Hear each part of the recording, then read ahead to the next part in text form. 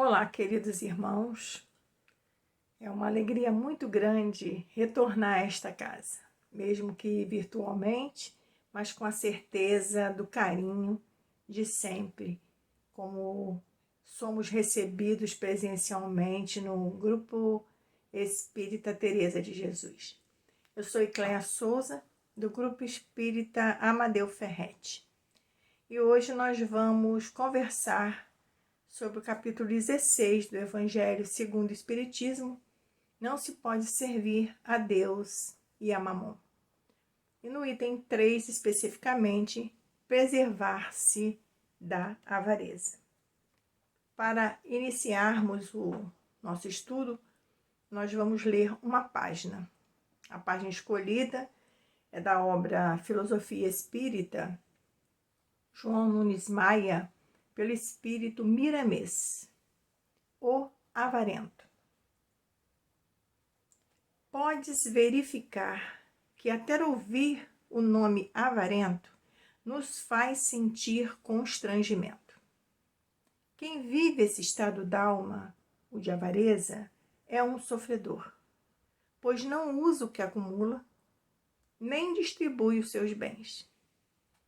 A vida cobra dele o cumprimento do dever por circunstâncias tais que mais tarde aprenderá como doar, usando igualmente os bens do Senhor. Aquele que, por outro lado, tomado de egoísmo, somente ajunta para si e desfruta sozinha do ouro que acumulou, petrifica o coração como faminto de uma paz que não encontra com facilidade. Ele entende que encontra o céu na terra pelos bens que ajunta. Pobre ser. É demasiadamente ignorante, mas o tempo, mais tarde, irá ensinar-lhe a verdadeira felicidade. Ambos serão castigados pela morte de sua própria paz. Não sabe o egoísta que Deus dá o alimento espiritual, que é o melhor àquele que sabe usar seus bens terrenos. Entendemos que o avarento já recebeu seu castigo, mas o egoísta, que somente ajunta para si, este é um verdadeiro sofredor, por sofrer as consequências do modo pelo qual se alimenta pelos canais do orgulho e do egoísmo. Devemos aprender com Jesus, em todas as suas linhas que educam e instruem. O Mestre é o nosso sol de pureza e de amor, descendo do céu à terra por amor, para nos ensinar e instruir, e ainda mais, mandando depois outro Consolador, para que ficasse eternamente conosco, como guia de todas as almas. Sabemos que devemos tolerar um avarento, em todos os níveis em que este se nos apresentar, porque nós também, em outra época, sofremos igualmente esse mal. O tempo é o melhor conselheiro, e ele nos ensina sem pressa, mas não para de nos instruir de todos os lados, porque somos todos filhos de Deus, irmãos uns dos outros.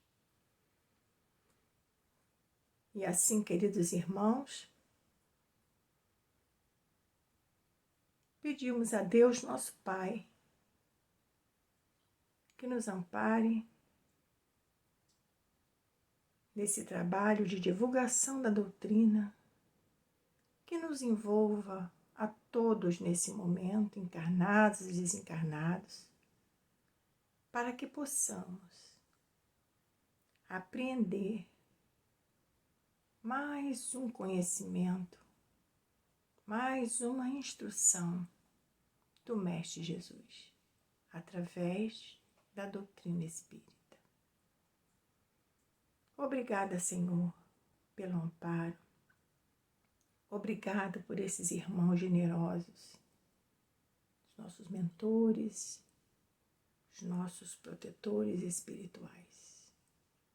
E esteja conosco sempre. Que assim seja, graças a Deus. Então, queridos irmãos, vamos falar um pouquinho do capítulo 16 para a gente começar a se inteirar do assunto de que se trata o encontro de hoje. O capítulo não se pode servir a Deus e a Mamon.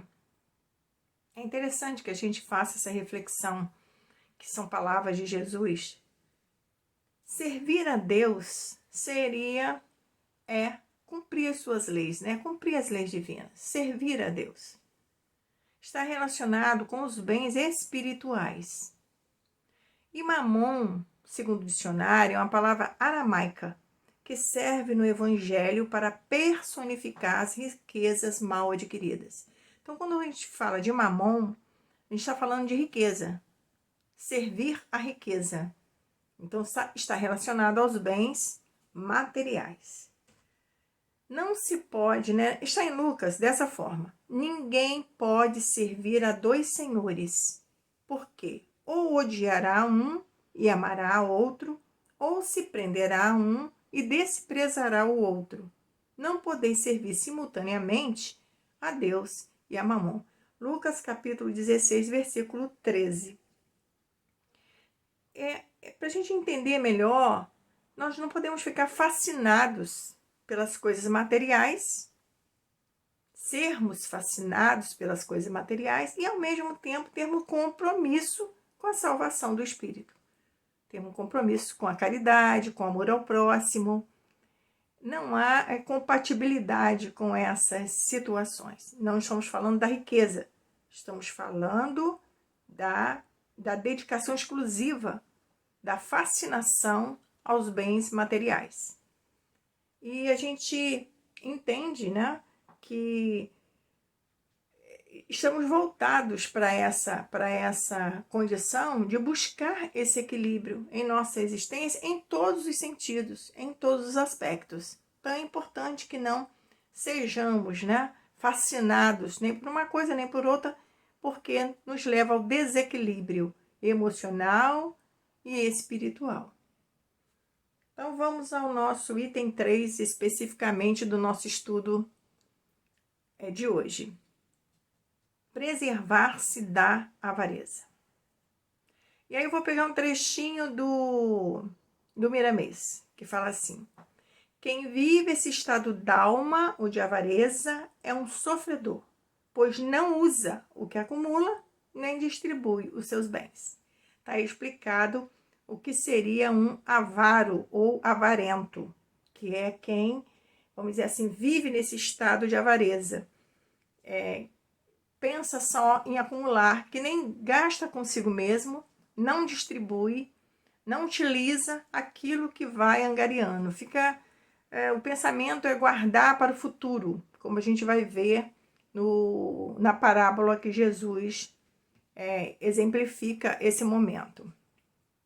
Mais adiante no texto, Miramês diz: tomado de egoísmo, somente ajunta para si e desfruta sozinho do ouro que acumulou. Aí ele já está falando de quem, além de acumular, só gasta consigo mesmo. Além de ter a situação, né, do acúmulo, da fascinação pelos bens, ainda não consegue distribuí-lo.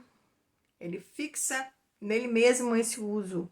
Então ele diz que é mais sofrido ainda, porque não encontra paz com facilidade.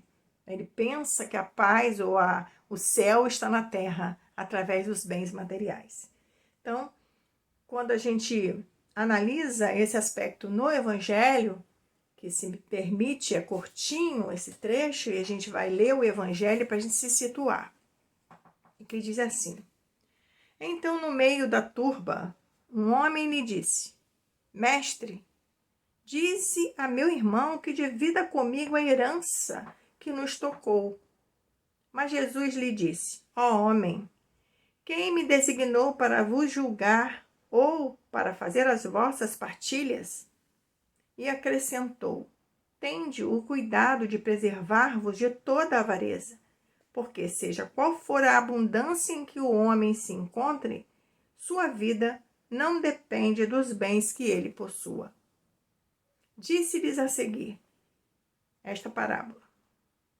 Havia um homem rico cujas terras tinham produzido extraordinariamente, e que se entretinha a pensar consigo mesmo assim: que hei de fazer, pois já não tenho lugar onde possa encerrar tudo o que vou colher? Aqui está, disse, o que farei. Demolirei os meus celeiros e construirei outros maiores, onde porei toda a minha colheita e todos os meus bens. E direi à minha alma: minha alma, tens de reserva muitos bens para longos anos. Repousa, come, bebe e goza. Mas Deus, ao mesmo tempo, disse ao homem: como és insensato! Esta noite mesmo, te tomarão a alma. Para que servirá o que acumulaste?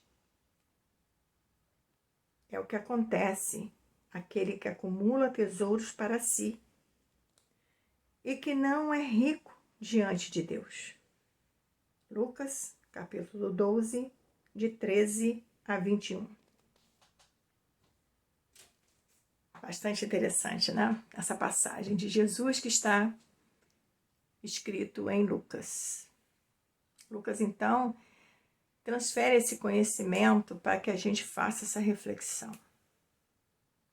Olha essa frase. Tende o cuidado de preservar-vos de toda a avareza. E direi à minha alma, tende reserva muitos bens para longos anos, repousa, come, bebe e goza. Duas situações. Essa primeira frase está na fala de Jesus antes de contar a parábola. Tende cuidado de preservar-vos de toda a avareza. Então, nós, nessa colocação de Jesus, ele nos leva a reflexionar hoje que podemos também ter posição de avareza em outros sentidos. Sermos acumulando situações, até conhecimento, sem distribuir, sem utilizar. Então, é possível que a gente faça essa reflexão em todos os níveis. E pare para pensar quando ele coloca na parábola aquela pessoa, aquele homem diz: minha alma tem de reserva muitos bens para longos anos. Repousa, come, bebe e goza. Jesus alerta esse cuidado que nós devemos ter. Com o tempo dedicado a acumular coisas, acumular bens, sem analisar, né? Que nenhum bem vai nos livrar da morte do corpo físico. E que tudo que a gente acumular não terá nenhuma utilidade. Porque os bens que nós levamos não são esses bens voltados para mamon, para a riqueza. E quando ele diz, oferece a alma todo aquilo, né, repousa, come, bebe e goza, é tudo que ele não fez enquanto acumulava a riqueza. E a gente traz, né, para a nossa vivência, para o século XXI, e analisa que muitos de nós vive nesse aspecto de trabalho, e a gente sempre vai se justificar, com certeza. Vai dizer que é pelos filhos, vai dizer que é pelos pais, vai dizer que é pelo conforto, vai dizer que é pela educação, para dar melhor educação. A gente vai sempre buscando, vamos dizer, a justificativa para nos entregarmos dedicadamente a um trabalho sem olhar esse outro aspecto, sem olhar o aspecto espiritual. E a gente prioriza o trabalho que vai nos trazer os bens em detrimento do trabalho espiritual. E olha que Jesus deixou vários recados nesse sentido, né? Sugerindo que a gente busque o reino dos céus, busque o reino de Deus, que todas as outras coisas virão em consequência da nossa escolha. Porque vai nos dar tranquilidade, vai nos dar paz, vai nos dar equilíbrio, que vai facilitar o nosso trânsito em outras situações. Então, estamos falando aqui de nós tendo a consciência de que somos espíritos, porque ainda não temos essa consciência, né? Nós sabemos teoricamente, porque nos nossos atos, nas nossas escolhas, nas nossas atitudes perante alguma situação em nossa existência, a gente vacila, é a chamada fé vacilante, né? A gente vacila, a gente não tem esse apreender desse conhecimento e colocar para nós essa verdade absoluta e nos sentir melhor. Então, ainda temos essa necessidade de ler, reler, ouvir, repetir, até que a gente consiga aprender. Por isso que a gente estuda e reestuda o Evangelho de Jesus, para tentar fazer com que esse conhecimento seja introjetado em nós e que a gente comece a agir sobre esse conhecimento. Então, alguém que esteja, qualquer um de nós que esteja totalmente envolvido no seu trabalho, sem tempo dos filhos, sem tempo de descansar, sem tempo de olhar para o outro lado, sem tempo de tirar férias e vai deixando passar, vou deixar para a aposentadoria. Então ele chama a atenção que os bens, né, a gente não precisa desses bens para, no caso, para a outra vida, para a vida, para a parte espiritual. Então, a qualquer momento também não há garantia nenhuma que esses bens vão ser usufruídos mais tarde por nós. Então, há pessoas que vivem em função de acumular bens para os filhos. Para os filhos. Não, eu preciso comprar alguma coisa para o meu filho, porque não, o bem mais precioso que se dá é a educação moral e intelectual. Né? Para o filho, para que ele conquiste os seus bens materiais com equilíbrio. Então, todas essas condições que faz nos refletir nessa passagem de Jesus. Então, ele diz assim: mas Deus disse ao homem: como és insensato, esta noite mesmo te tomarão a alma. Para que servirá o que acumulaste? Então, é exatamente isso que a gente tem que fazer, essa reflexão. Não significa não se incomodar com isso. Não há nenhum ponto no Evangelho ou nas obras da codificação ou nas orientações do Cristo que fazem, vamos dizer assim, que criticam a posse de algum bem. Isso até nas atitudes de Jesus se mostra que não há crítica, não há julgamento. O que se fala sempre é como usar, como usufruir e como distribuir. Porque a gente não pode esquecer que os bens materiais, né, são concessões passageiras. Não são nossos, porque o que é nosso a gente carrega conosco. Então são concessões. A gente diz que é empréstimo de Deus, né? E que Deus permite que tenhamos esses bens, a fim de que nós possamos administrar em favor do próximo. Eu distribuo cesto, eu distribuo bolsa. É mais amplo que isso. É mais amplo que isso. Nós podemos, assim, oferecer a alguém alguma situação mais confortável. Quem está num patamar de ter empregado que olhe para aquele ser como um companheiro de jornada, que está nesse momento intelectualmente ou materialmente inferior, mas que precisa dessa ajuda de respeito. Então, há várias formas de se empregar esses bens, essa permissão que Deus nos dá de ter o seu salário, sua condição, os seus bens materiais. Então, esse olhar é amplo, não é especificamente de ser egoísta, ser orgulhoso, dar mais, dar menos, porque a gente fixa a nossa mente na caridade material e esquece que a gente está falando de um plano muito maior de reflexão, né? Então, e no finalzinho ele diz assim: e o que acontece àquele que acumula tesouros para si próprio e que não é rico diante de Deus? Então, é o que acontece. É o que acontece àquele que acumula tesouros para si próprio e não é rico diante de Deus. riqueza é essa que Jesus está falando? É o que acontece com aquele que acumula tesouros. Porque quando a gente só acumula tesouros, né, e aí ele também já tem uma outra passagem que ele chama atenção, né, que o nosso coração está exatamente nos nossos tesouros. Então, o que é importante para nós? O que é importante para nós, a gente dedica tempo, dedica preocupação, dedica cuidado. Então, essa importância, esse tesouro é que a gente tem que analisar. Qual é a riqueza que diante de Deus nós vamos ter que provar ou nós queremos levar? A riqueza são os bens espirituais, as virtudes, as ações no bem, a caridade que praticamos aqui enquanto estamos aqui na nossa passagem terrena. E a gente não pode esquecer, né? Todos os estudos, todas as maneiras, todas as situações que a gente cita a caridade, a gente não pode esquecer. Primeiro, que os espíritos nos indicam que a caridade é o antídoto para o egoísmo e para o orgulho. É a única forma que nós vamos ter para combater o egoísmo e o orgulho.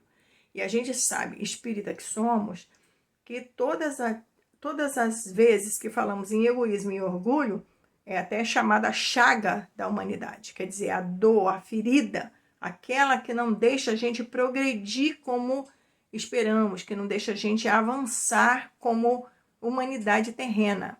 Então, há situações que passamos, estamos agora num momento bastante reflexivo, diante de um isolamento social, diante de sofrimentos diários, né, que nos são anunciados, diante da morte iminente, mas que de uma forma única, né, de um mal único, e assusta, é assustador.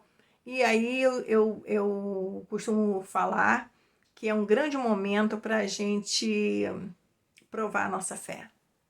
É um grande momento para trabalhar o equilíbrio, trabalhar a paciência, trabalhar a fraternidade, olhar para o outro com fraternidade e trabalhar a caridade.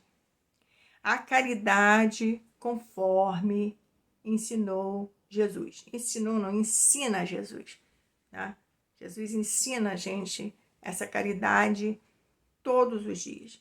E aí a gente volta lá no Livro dos Espíritos, na questão 886, quando Kardec, preocupado com a palavra caridade, né, sabendo o foco que a palavra caridade tem, voltado quase que exclusivamente para a caridade material, ele pergunta qual o verdadeiro sentido da palavra caridade, tal como Jesus a entendia.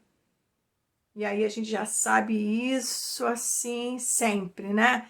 Benevolência para com todos, indulgência para as imperfeições dos outros, perdão das ofensas. Ótimo, simples, fácil de entender. Não, não é. Não é. Porque a caridade é muito difícil de ser alcançada. Kardec percebe isso quando estuda, quando recebe todas essas orientações. A nossa bandeira é fora da caridade, não há salvação. Exatamente porque através da caridade nós vamos conseguir a nossa evolução, a nossa salvação, as nossas virtudes, a combater os nossos vícios. Então, como é na caridade? Porque ser bom, benevolência para com todo, ser bom, ter boa vontade, cordialidade, pensar sempre no bem-estar do próximo, na nossa fala, na nossa atitude, no nosso ir e vir, na pandemia, no nosso trabalho, na nossa família, no atendimento a um telefone, no atendimento do vizinho, é em todos os sentidos. É profundo essa benevolência. Indulgência para com as imperfeições do outro. Ah, eu entendo, mas não pode julgar. E é o que mais a gente faz. A gente julga. Então a gente não compreende. A gente compreende, mas tem sempre um adendo para falar daquela situação. Então, a indulgência é não julgar, é compreender, é preservar o bem-estar do próximo. Está sempre voltado para o outro, para o nosso irmão, para aquele que está caminhando conosco na jornada terrena. E às vezes a gente não para analisar que essas indicações de Jesus, esses ensinamentos, todas essas informações que ele nos deu em todos os momentos, sobre esse olhar para o outro, olhar para o irmão, amar ao próximo. E ele vai mais fundo, né? Amai-vos. Então, essas situações é simples. Nós dependemos uns dos outros. Que é prova maior do que a pandemia? Nós precisamos nos cuidar para cuidar do nosso irmão. Então, essa dependência de um dos outros, essa interagência que nós temos, tem que ser, vamos dizer assim, entendida por nós. Para a gente compreender que a gente não vai evoluir, que a Terra não vai progredir como a gente espera, sem a nossa colaboração. Não há mundo de regeneração se não tem humanidade regenerada. Então, nós estamos vivendo um momento muito especial, um momento de agradecer a Deus. Porque é um momento que a gente pode pôr à prova todos esses conhecimentos que estamos adquirindo. É um grande momento para todos os cristãos, para todos aqueles que têm fé, não importa a religião, para todos que acreditam em Deus. É um grande momento. Então, quando a gente fala perdão das ofensas na caridade, não é simplesmente eu perdoo, mas não quero ver mais, eu perdoo, já esqueci. Não existe esquecimento do fato. O fato aconteceu. Nós temos que aprender a perdoar a pessoa, que é um ser como a gente, com as dificuldades, um ser com a caminhada, cada um no seu ponto, que comete o erro e que merece oportunidade. Perdoar é muito difícil, todos nós sabemos. Então, é libertar-se e libertar o outro. Então, está sempre ligado no outro, no próximo, naqueles que convivem conosco, que fazem parte da nossa caminhada. Então, é o amar ao próximo como a si mesmo, né? É cuidar da gente, cuidar do outro. Então, praticarmos a caridade material, que estamos falando aí de avarento, de alguém que acumula e não distribui. Falar de caridade material, nós estamos falando da caridade como ensinou Jesus. Porque quem é bom? Quem compreende as faltas do outro. E quem perdoa, naturalmente a caridade material vem junto. Porque ele vai querer ajudar, vai querer colaborar de alguma forma para minimizar o sofrimento do seu irmão. Então, companheiros, o ideal em tudo isso é sempre o equilíbrio. É sempre o equilíbrio. Porque a gente não pode julgar aquele irmão. Tanto é que o texto de Miramês fala o tempo todo que a gente deve compreender que um momento da nossa existência a gente pode ter passado por isso também. E a gente sabe que sim. E nós estamos no século XXI, mas já passamos por toda, né, a história nos mostra por toda a experiência que já passamos com a humanidade terrena.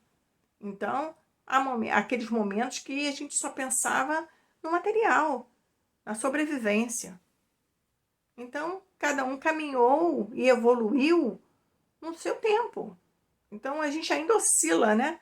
Há momentos que a gente foca no material e há momentos que a gente consegue se libertar um pouco desse olhar. Então, não há crítica em ter bens materiais. Em nenhum momento. A discussão aqui é como utilizar. Porque a gente tem que aprender a utilizar esses bens como um empréstimo. Como a parábola dos talentos, né? Conseguir reproduzir, conseguir multiplicar. Não importa que talento nós estamos falando.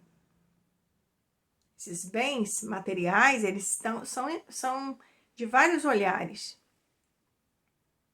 Várias situações que pode, vamos dizer assim, caracterizar uma riqueza. caracterizar uma possibilidade de ajuda. Então é só a gente buscar. E hoje nós temos essa maravilha de mecanismo, né? De ferramenta que é a internet. Então a gente pesquisa, busca quantas histórias magníficas, quantos exemplos para a gente observar e ver que a gente está no caminhar e cada um está no nosso ponto. Mas a gente tem esse conhecimento teórico e aí a gente vai buscando pôr em prática. O ideal, então, queridos irmãos, é que sabemos, já estudamos isso, que não vamos ter todas as pessoas com as mesmas condições materiais, nunca, porque cada um de nós está no seu patamar evolutivo, vai saber lidar melhor com isso. Tem lá os ensinamentos do Evangelho, que mesmo distribuindo essa riqueza igualitariamente, não teria essa igualdade, porque imediatamente depois, alguém com mais experiência, com mais vivência, com mais intelecto, iria multiplicar e o outro não. Alguém perdulário iria perder. Então, o ideal de um mundo melhor, que a gente deseja muito, é que teremos sempre pessoas pobres, mas não miseráveis, não faltando o necessário. E as riquezas, né, naturalmente necessárias para o progresso do planeta, que essas pessoas que detêm a riqueza não sejam perdulários, não gastem de forma inadequada e nem sejam usurários, não fiquem fechando, guardando avarento, pensando no futuro que muitas vezes ele não vai usufruir. Muitas vezes ele vai depois gastar em alguma doença, em alguma situação. Então, o ideal é que a gente busque em nós esse equilíbrio. Busque através dos ensinamentos de Jesus, através de literatura que a gente possa debater e principalmente, entender que nossa vida terrena, nossa encarnação, nossa existência, ela é temporária.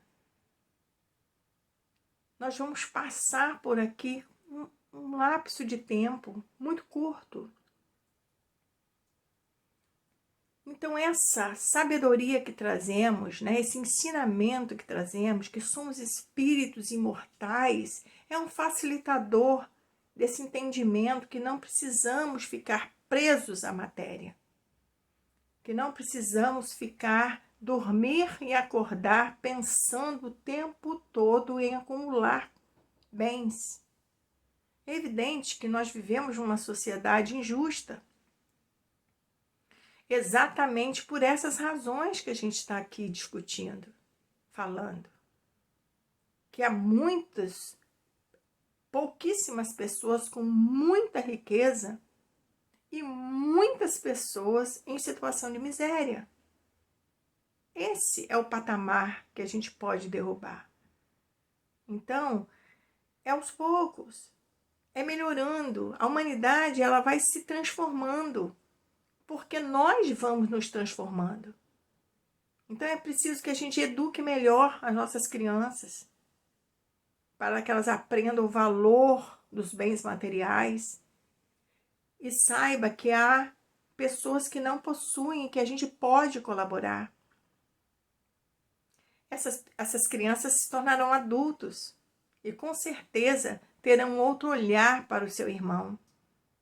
E assim a gente vai renovando, como a Gênese coloca, né? É uma geração que vai ser renovada, mas ela não vai ser renovada com desígnio de Deus, como a gente ouve ou vê muitas situações. Já estão chegando espíritos de outros orbes. Sim, estão chegando espíritos de outros orbes há bastante tempo já. Porque isso faz parte. Né? Faz parte. Ou a gente nasce no mesmo orbe ou nasce em outro orbe por uma necessidade. Então, isso faz parte. Não é especificamente com o nosso orbe com o nosso planeta. Mas o que nós temos que entender é que a gente é ainda um espírito errante. Ora estamos aqui, ora estamos no plano espiritual. Então, se sairmos daqui com ideias melhores sobre a vida, sobre a nossa condição material, sobre o valor que esse material tem, que é um valor que fica aqui no planeta, nós vamos entender que o nosso papel aqui é fazer com que possamos, com aquilo que nós conseguimos, com aquilo que nós temos, minimamente, suprir o nosso necessário e poder colaborar com aqueles que não têm nem o necessário. E assim a gente vai tirando de nós essa avareza, que no fundo essa avareza está ligada ao egoísmo, porque nós já sabemos também que o egoísmo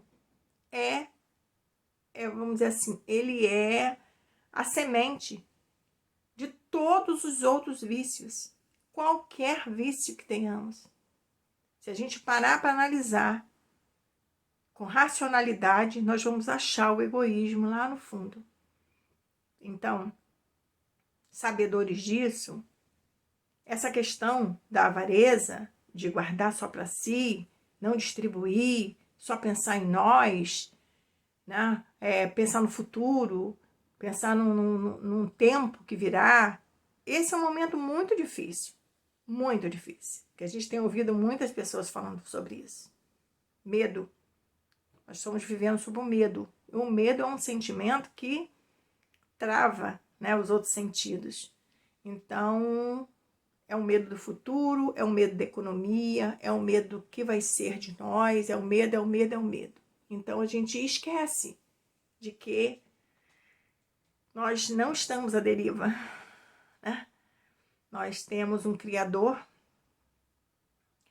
nós temos um governador do planeta, nós temos os nossos companheiros espirituais responsáveis por cada setor desse globo.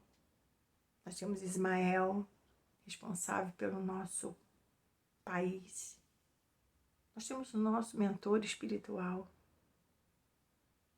Então, todas essas conjunturas espirituais que a gente sabe, que a gente lê, que a gente crê, não pode ser só para os bons momentos. Nos momentos de dor, como nós estamos passando, nos momentos de aflição que estamos passando, é a hora da gente recorrer a esses conhecimentos e torná-los verdade dentro de nós. Porque eles vão nos dar a condição de superar todos esses obstáculos que estamos enfrentando. Superar com fé, superar com determinação, superar com amor ao próximo, superar com compreensão. E assim, companheiros, iremos ter paz em nosso coração, encarnados ou desencarnados. Vamos encerrar então o estudo de hoje com Miramês, que diz assim: se tens tesouro guardado nos cofres, saibas distribuí-lo. Se tem tesouros guardados no coração, os dê aos outros com a presença de Jesus, que a vida multiplicará esses valores em favor da tua consciência, mesmo ao que goza dos bens materiais e certamente ao usurário. São nossos irmãos. São nossos irmãos em Jesus, que merecem todo o nosso carinho, para que no amanhã compreendam os seus deveres diante da economia de Deus. E assim, Senhor, nós pedimos que fortaleça a nossa fé, que nos dê condições de transformar todas essas informações em conhecimento, para que possamos caminhar mais firmemente em nossa jornada terrena. E te agradecemos imensamente todo o apoio, todo o amparo de hoje e sempre. Obrigada, Senhor. Que assim seja. Graças a Deus. Obrigada, queridos irmãos, e até uma próxima oportunidade.